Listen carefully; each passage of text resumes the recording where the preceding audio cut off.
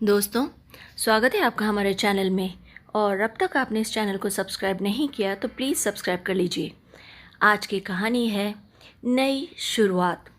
सहारा संस्था के वार्षिक समारोह के आयोजन की तैयारियां जोर शोर से शुरू हो गई थी।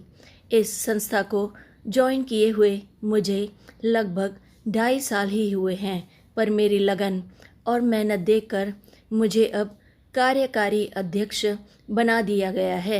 मेरा प्रमोशन हो गया है और जल्दी ही मुझे ये जिम्मेदारी बखूबी निभाने के लिए पुरस्कृत भी किया जाने वाला है।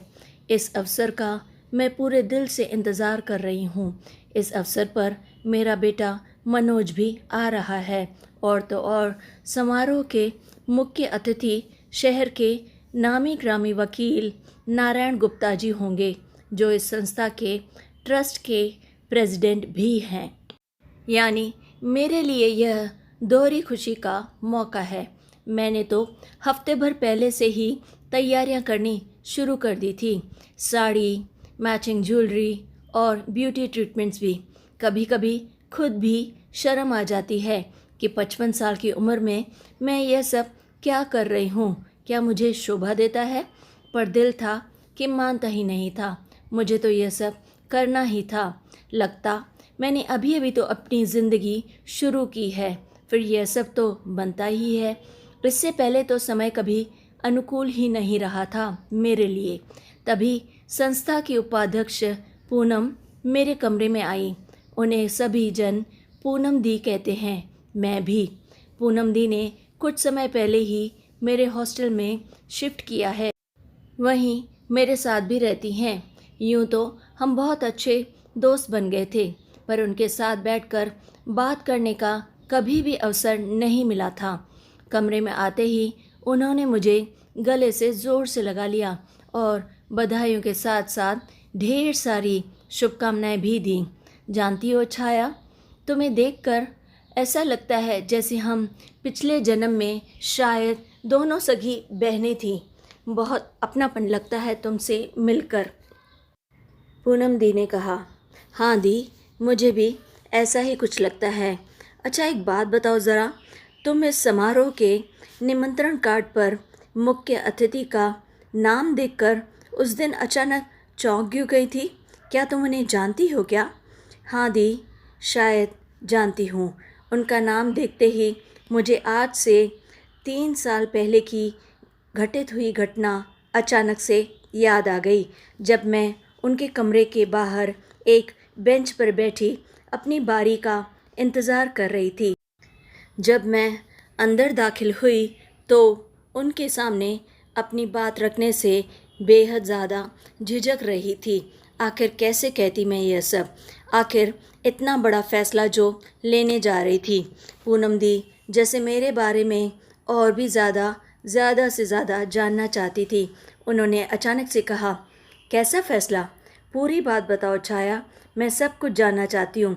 आखिर क्या क्या घटा है तुम्हारे साथ अब तक की ज़िंदगी में? पुरानी बातें जहाँ से याद आई वहीं से मैंने बतानी शुरू कर दी और पूनम दी को सुनाने लगी। उन्होंने मुझे समझाया भी था, जब जीवन के 25 साल बिता दिए, बच्चे सेटल हो गए हैं, तो अब बची हुई ज़िंदगी भी गुजर जाएगी। अच्छे से सोच लो, बढ़ती उम्र में सहारे की सबसे ज़्यादा ज़रूरत होती है और फिर अकेली महिला को ज़माने की बहुत सारी दुश्वारियाँ सहनी पड़ती हैं। उन्हें वह सब भी झेलना पड़ता है। मैंने उनसे कहा, वकील साहब, दुश्वारियाँ तो मैंने परिवार में रहते हुए भी अकेले ही झेली हैं, उनसे भला क्या डरना। तब उन्होंने मुझे अगले दिन आने को कहा। रात में बिस्तर पर पड़े पड़े कई पुरानी बातें एक के पीछे एक याद आती रहीं। बगल में सोए मोहन को मैंने ध्यान से देखा। उम्र की रेखाएं ललाट और गालों पर झुर्रियां बनके अब उमड़ आई थी। 57 से ऊपर होने को आए थे, पर क्या मजाल के तेवर में कोई भी नरमी आई हो। वही शक्की मिजाज, वही रूखापन जो पूरी उम्र कायम था। जीवन के 25 साल साथ बिता देने के बाद भी हमारे बीच स्वभाव और अंदाज की विभिन्नताएं मिट नहीं पाई थी। सुबह के 9 बजे मोहन काम के सिलसिले में घर से बाहर निकले और उनके निकल जाने के बाद मैं भी सीधी वकील साहब के दफ्तर की ओर निकल पड़ी। वह मेरा ही इंतज़ार कर रहे थे। मुझे बैठने का इशारा करते हुए उन्होंने फिर से पूछा, तो तुम बुलंदशहर से हो? मैंने अपनी प्रैक्टिस की शुरुआत भी वहीं से की थी। मैंने कहा, जी, मैंने वहीं से अपनी पढ़ाई भी की थी और मास्टर्स के बाद मेरी एकदम से शादी हो गई थी। विवाह के समय मेरे ससुराल वालों ने पिताजी पर अपनी जो सरल और सौम्य छवि बनाई थी वह इतनी ज़्यादा गहरी थी कि बाद के मेरे दुख दर्द उन पर कोई असर नहीं डाल पाए।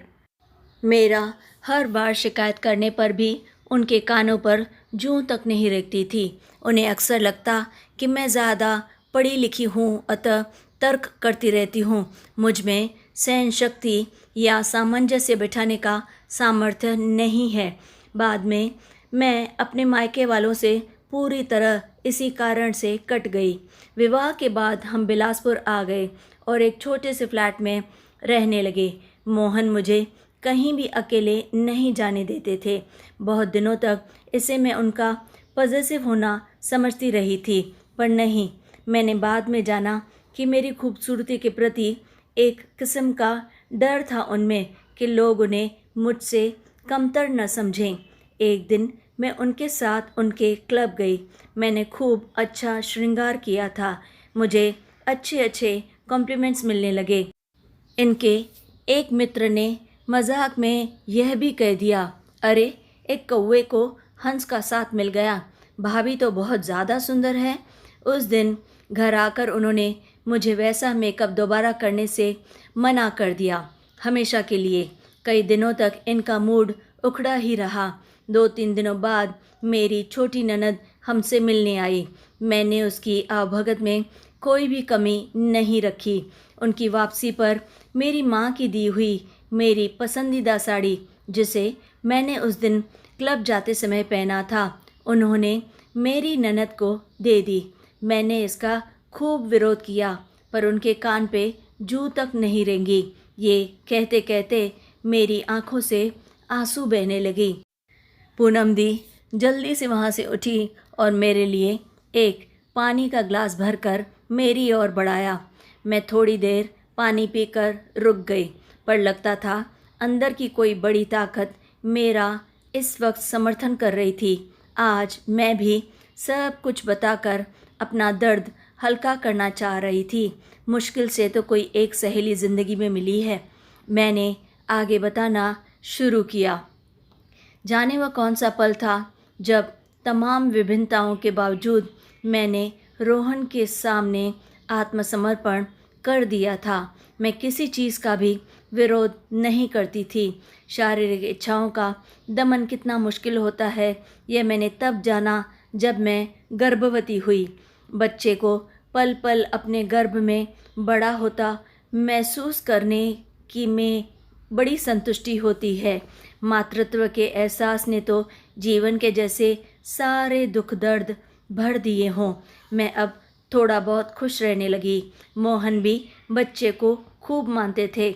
बच्चे के प्रति उनका वात्सल्य तो नज़र आता, पर मेरे प्रति वही पुरानी बेरुखी।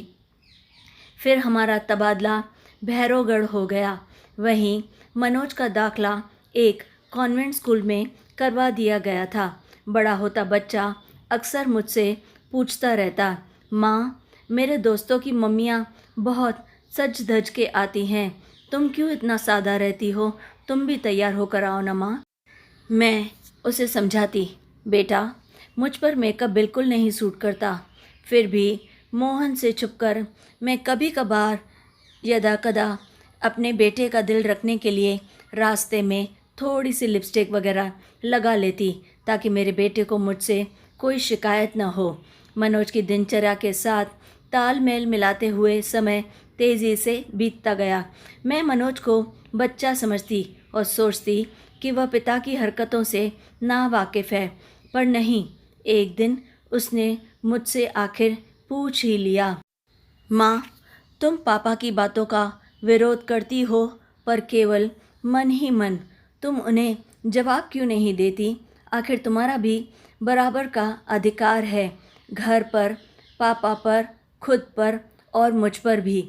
मैं उसे समझाते हुए कहती, बेटा, घर की शांति बनाए रखने के लिए किसी एक को तो शांत होना ही होगा, वरना दिन भर झगड़े होते रहेंगे।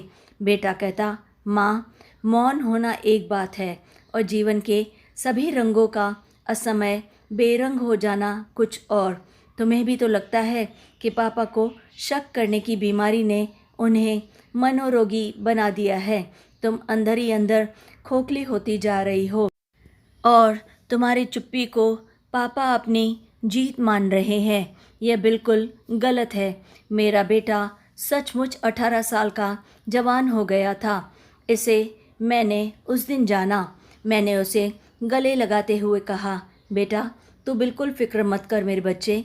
अगले साल तुम आगे की पढ़ाई के लिए विदेश जा रहे हो। जब तक तुम अपने पैरों पर खड़े होंगे, शायद तुम्हारी कमी पापा कभी भी बर्दाश्त नहीं करेंगे। शायद पापा के स्वभाव को बदल कर मेरे करीब ला दे। इस बीच हमें ननद की बेटी की शादी में जाने का न्योता मिला और हमने वहाँ जाने की तैयारियाँ शुरू की। मोहन ने प्रसन्न होकर कहा, वहाँ बन संवर कर रहना, ऐसा उदासीन चेहरा मत बनाए रखना, समझी तुम? मेरे मुंह से अनायास ही निकल पड़ा। उन्हें भी तो हमारे रिश्ते की असलियत पता चले। आखिर उदासीन किसने बनाया मुझे? यह दुनिया को भी तो पता चले। मैं तो अब भी आपके साथ जीवन के एक एक पल का रस लेना चाहती हूँ, आपके साथ हंसी खुशी रहना चाहती हूँ, पर आप ही जाने किस कॉम्प्लेक्स से घिरे हुए हैं। लगभग चिंघाड़ते हुए मोहन बोले, मेरे मुंह लगती हो? औकात ही क्या है तुम्हारी? मेरे टुकड़ों पर पलने वाली औरत, तुम्हारी इतनी हिम्मत? औकात? टुकड़ों पर पलना क्या पत्नी की यही हैसियत है? बस एक बार मनोज की नौकरी लग जाए, फिर देखना। मैं मन ही मन सोच उठी। यह कहकर मैं कमरे से बाहर चली आई। उस दिन से मोहन के प्रति जो वितृष्णा हुई वह आज तक कभी भी ख़त्म नहीं हुई थी। ननद के यहाँ बारात के समय एक अच्छी सी साड़ी पहनकर मैंने खुले बाल रखे थे और हल्का फुल्का श्रृंगार भी किया था। कई लोगों ने मोहन के सामने ही मेरी तारीफ़ की। लड़की की माँ ने तो यहाँ तक कह दिया कि इतने लंबे घने बाल आज तक कहाँ देखने को मिलते हैं। आजकल सब लोग छोटे बाल ही रखते हैं। काश मेरी बेटी के भी ऐसे ही बाल होते। बड़ी अलग सी खूबसूरती पाई है तुमने। मैं धीरे से मुस्कुरा दी और मुझे काफ़ी अच्छा लगा। सब कुछ संपन्न होने पर हम घर लौट आए। शादी की थकान के कारण हमें जल्दी ही नींद आ गई। सुबह मेरी आंखें देर से खुली।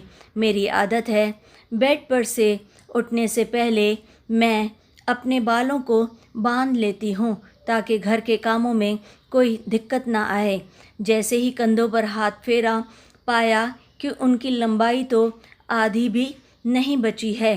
कमर तक लटकने वाले मेरे सुंदर बाल काट दिए गए थे। मैं फफक फफक कर रो पड़ी। मोहन दूसरे कमरे में खिड़की से बाहर देख रहे थे। मुझे जैसे उन्हें देखकर घिन आ रही थी। मैं उनके पास जाकर उन्हें झंझोड़ते हुए कहा, क्यों काटे आपने मेरे बाल? यही एक जमा पूंजी थी मेरी, वो भी आज स्वाहा हो गई। आपको ज़रा भी तरस नहीं आया मुझ पर? यह कहते कहते मैं बेहोश हो गई। उस समय मेरा बेटा मेरे पास था। मुझे होश आया। फिर बहुत देर तक हम यूं ही बैठे रहे, एक दूसरे का हाथ थामे रोते रहे। पूनम दी, मुझे वह दिन आज भी अच्छे से याद है। उस अपमान को भूल पाना मेरे लिए नामुमकिन है। मेरे बेटे के भी सब्र का बांध उस दिन टूट चुका था। वो इस घटना की पुलिस में रिपोर्ट करना चाहता था, लेकिन मैंने उसे रोकते हुए कहा, घर की बातें बाहर क्यों उछालते हो? कम से कम तुम्हारे पिता तुम्हें तो चाहते हैं, बस यही काफ़ी है। एक बार तुम्हारा भविष्य सुरक्षित हो जाए, फिर हम कुछ न कुछ ज़रूर करेंगे। मोहन और मेरे बीच के हल्के फुल्के संवाद अब और भी कम हो गए थे। मनोज का उच्च शिक्षा के लिए लंदन जाना तय हो गया था। उसकी मानसिक शांति के लिए मैं भी चाहती थी कि वह जल्द से जल्द यहाँ से दूर कहीं चला जाए। एक अच्छी बात इन दिनों यह रही कि उसने फ्री टाइम में मुझे कंप्यूटर का इस्तेमाल सिखा दिया था, ताकि मुझे उसके बाद कहीं कुछ काम करने में तकलीफ़ ना हो। नियत समय पर मनोज लंदन चला गया। घर का खालीपन अब मुझे काटने को दौड़ता था। एक दिन 10 बजे के करीब जैसे ही मोहन ऑफिस के लिए निकले और मैंने दरवाज़ा बंद किया कि दरवाजे पर अचानक से दस्तक हुई। मुझे लगा उनका कुछ ज़रूरी सामान शायद पीछे छूट गया होगा, जिसे लेने वे वापस आए होंगे, पर दरवाजे पे कोई अजनबी खड़ा था। मैं शशांक मिश्रा आपके बगल वाले फ्लैट में रहने आया हूँ, अभी हफ्ता भर पहले ही। मुझे दूध लेने में बड़ी परेशानी होती है। दूध वाला सुबह 8 बजे के बाद आता है जब मैं कॉलेज चला जाता हूँ। क्या आप यह पतीला रख लेंगी? यह यहीं दे जाया करेगा। जी अच्छा, मैं ले लूँगी, कहकर मैंने चुपचाप से पतीला ले लिया। वह 1 बजे वापस आ जाता। इस बीच मैं दूध गर्म भी कर देती। पतीला लेते देते समय ही उसने बताया कि वह यहाँ के स्थानीय कॉलेज में एक प्रोफेसर है, अभी शादी नहीं हुई है।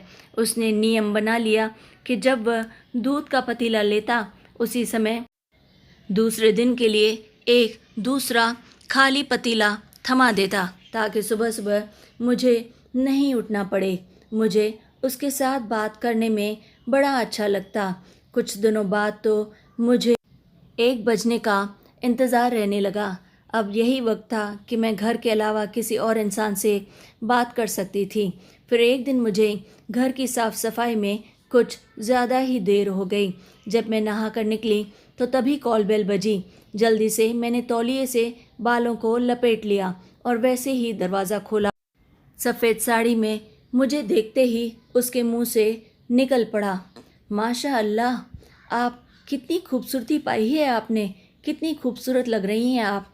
उस दिन एक अलग सा भाव उसकी आंखों में दिखा। दूसरे दिन इतवार था। उस दिन शशांक घर पर था, इसलिए उसे दूध का बर्तन देने की ज़रूरत नहीं पड़ी। मेरा वह पूरा दिन बेचैनी में बीता। सोमवार की सुबह मोहन के जाते ही मैंने उसके लिए दूध ले लिया और फिर उसे गर्म करके रख दिया। मैंने उसके फ्लैट का दरवाज़ा खटखटाया। उसके दरवाज़ा खोलते ही मैं बोली, पतीला दे दीजिए, फिर मैं काम में लग जाऊंगी। उसने कहा, आजकल यह पतीला मुझे बहुत ज़्यादा प्रिय हो गया है, क्योंकि इसमें आपके हाथों की खुशबू समा जाती है। अच्छा, मैंने भी शरारत से कहा, पर उन्होंने कभी भी अपनी मर्यादा नहीं लांघी थी।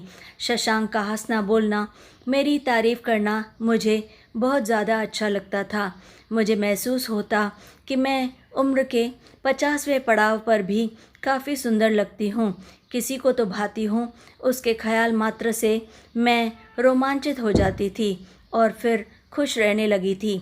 अकेले में मुस्कुराना और खिली हुई सूरत, पर इन सब को मोहन से आखिर कब तक छिपा पाती।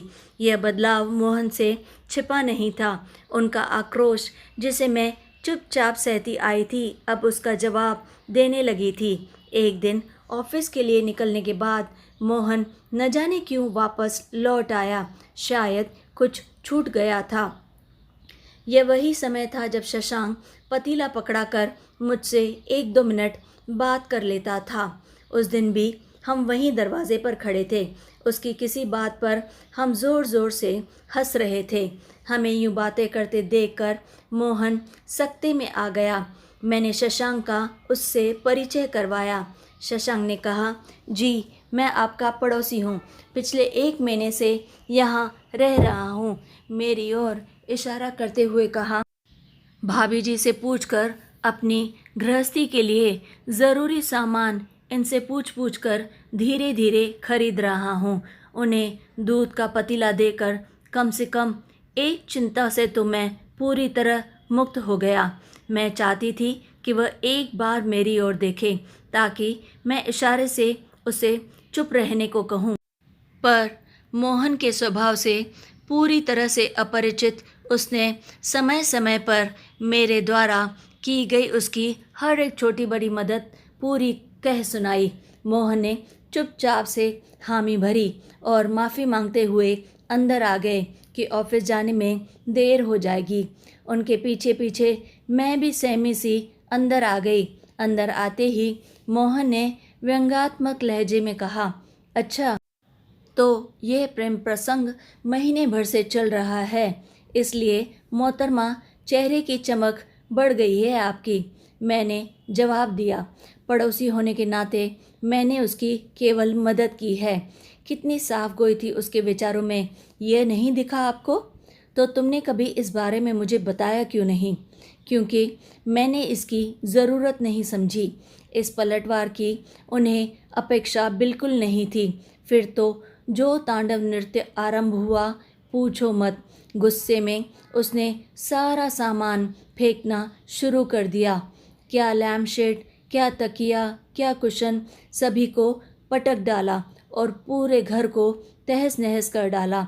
और इससे मन नहीं भरा तो मुझ पर थप्पड़ों की बौछार कर दी। मैंने बचाव की काफ़ी कोशिश की, लेकिन उसका रूप इतना उग्र था कि मैं उसके सामने कमज़ोर पड़ती गई।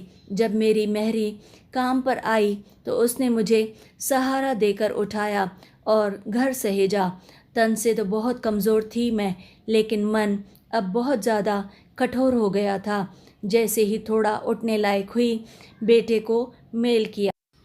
बेटा, इतने दिनों तक मैंने अपने स्वाभिमान को एक ताक पर रखकर तेरे पापा का हर जुल्म सहा, पर अब और नहीं।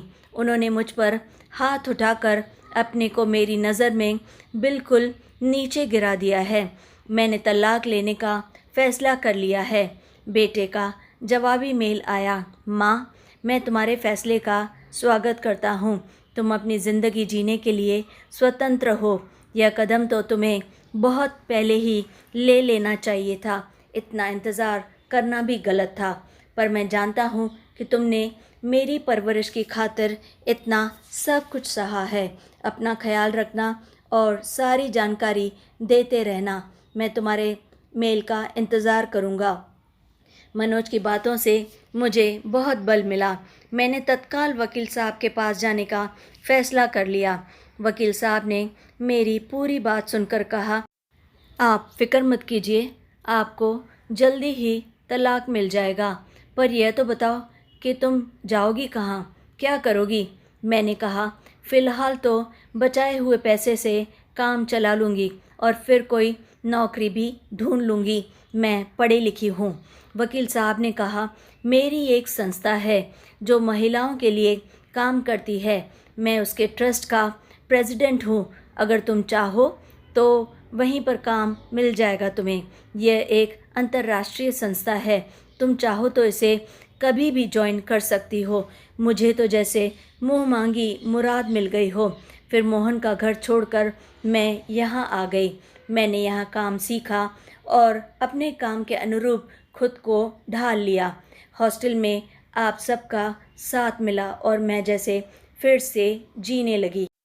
इधर मनोज ने भी लंदन में नौकरी ज्वाइन कर ली है। वह अक्सर आता है।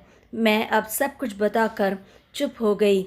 अब तक सांस रोके मेरी कहानी सुनते हुए पूनम दी ने मुझे अपने बाहों में भर लिया। उन्होंने कहा, मुझे तुम पर वाकई गर्व है। 55 साल की उम्र में तलाक का निर्णय लेकर अपनी बची हुई ज़िंदगी अपने तरीके से गुजारने का मादा भला कितनी कम महिलाओं में होता है। आखिर देर से ही सही, पर तुम्हारा हुनर आयाम तो पा रहा है। कम से कम तुम खुश तो हो। मैं संतुष्ट थी।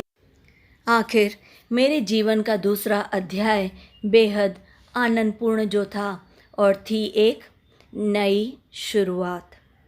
तो दोस्तों, कैसी लगी आपको ये कहानी? अगर अच्छी लगे तो लाइक और शेयर ज़रूर करें और हाँ, कमेंट्स में हमें अपनी राय ज़रूर बताइए और चैनल को याद से सब्सक्राइब भी कर लीजिए।